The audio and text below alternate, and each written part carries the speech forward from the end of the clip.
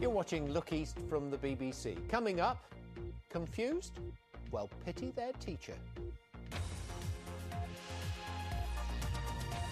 they look pretty all turned out in the same colour as well. Now, this week, 70 years ago, the Battle of Britain was beginning to turn. Tom Neal was one of the pilots and he flew Hurricanes from North Weald in Essex. Well, now he's 90 years old and lives in Norfolk. In the second part of his story, Tom tells Mike Liggins about how the famous few will be remembered. The gratitude of every home in our island goes out to the British airmen who, undaunted by odds, unwearied in their constant challenge and mortal danger, are turning the tide of the World War by their prowess and by their devotion. Tom Neal flew 141 times in the Battle of Britain. He shot down 13 enemy aircraft.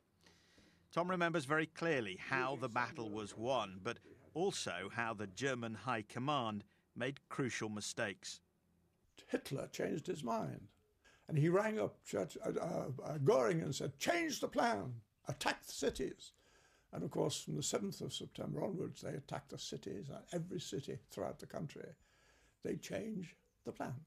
And they were doing very well, shooting us down, bombing our airfields, bombing our factories. But he changed the plan, and we got away with it. In 1943, Tom met a young operations officer at Biggin Hill, Eileen Hampton. They married in 1945 and had 3 sons. After the war, Tom went on to become a test pilot and then a businessman. And now there are very few of you left, few of the few. Indeed, there are about 20 of us total on our feet, so to speak. We're a favoured few this year, and 2 years hence, nobody will even think about us. And then 10 years hence, when we've all gone, we'll probably go top of the list again, and rather like this.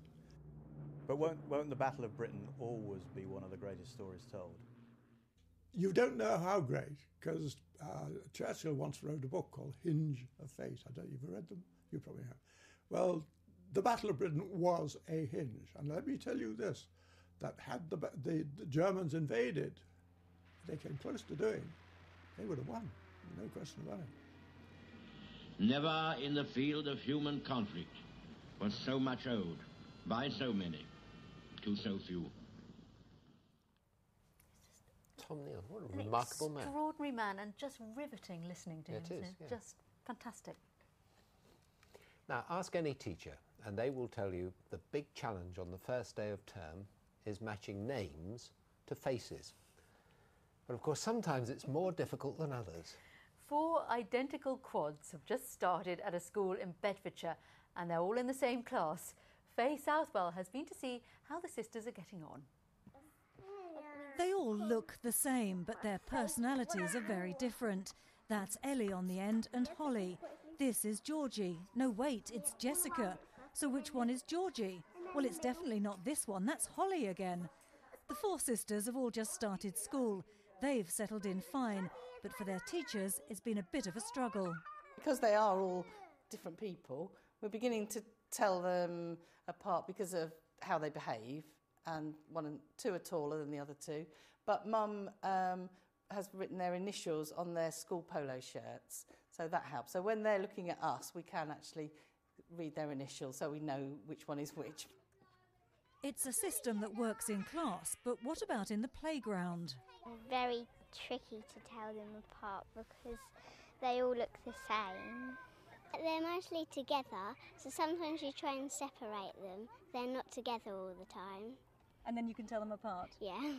It doesn't faze any of the other children. They just play with it. They all play nicely together, and there doesn't seem to be an interest in the fact that they're 4 identical children. All the children play well together. So the children are blissfully unaware of what a rarity the quads are. BBC Look East first filmed them 4 years ago. They're the only set of identical, naturally conceived quads in the UK. Getting them to school on time is like military manoeuvres. I have to make their lunches for every day, so I make them the night before and make sure that I've got all their uniform out ready, all their knickers, all their socks, all their shoes, and everything's laid out ready.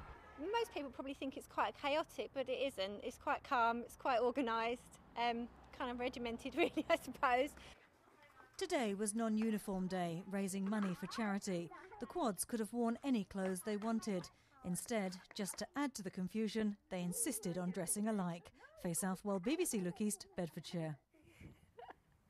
They are lovely. They are. I wonder if they're old enough to start telling people that they're somebody else. Playing games. There are an Yes. awful lot of games that are going to be played in the future. It looks like they're already doing Oh with no, those. it's my sister. That's right. I had nothing to do with it, miss. Oh dear. Now, he's the TV choir master who created harmony in a hapless group of youngsters. He even taught a whole town how to sing. Tonight, Gareth Malone is back with a new series, but this time he's swapping a choir for a classroom at a school in Essex.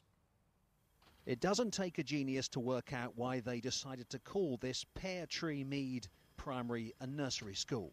But what's harder to explain is why among the 250 or so pupils here, as in most of our classrooms, girls tend to do better than boys.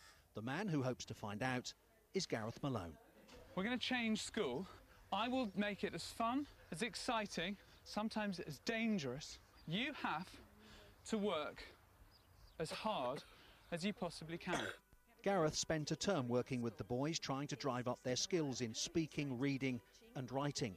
The school's head says they'd already identified boys underachieving as a priority, so they were delighted to be picked for the filming. Everything you do in life is a risk, but I think unless you take risks, then nothing's going to change. You know, if you keep doing the same thing, then you're going to get the same outcomes. He's reading a book. Don't you think? 2 starry? 2 girls. I don't know. It's a miracle. So, good morning, gentlemen. And here are two of the pupils who worked with Gareth, Ryan and Tommy. Both are 10 and both clearly excited about watching the programme tonight. I can't wait for tonight because just knowing that I'm going to be on TV. Woo! It was really good and I had a lot of fun and Gareth Malone has really done really well in this school. The school is working on a new curriculum for next year and some of the lessons they've learned will be built into that. As for Ryan and Tommy, they're both now TV pros. This is Ryan and this is Tommy for BBC Look East in Harlow. And don't forget to watch tonight. I think they're liking their 15 minutes of fame, aren't they? Well, they're going to be watching As We Heard. That's right, and it is, if you want to watch it, it's on BBC 2 at 9 p.m. tonight. It looks like a good watch, doesn't it? Did you read a lot when you were I little? did, yes, but, you know, I think it's not just boys. My daughter doesn't seem that thrilled about having to read very much. No, I had a spell sort of 10 to about 18 when I didn't read. I only read those things I was forced to read, but now I just Now you can't stop. put them down, you see. Let's have a look at the weather. Here's Jim.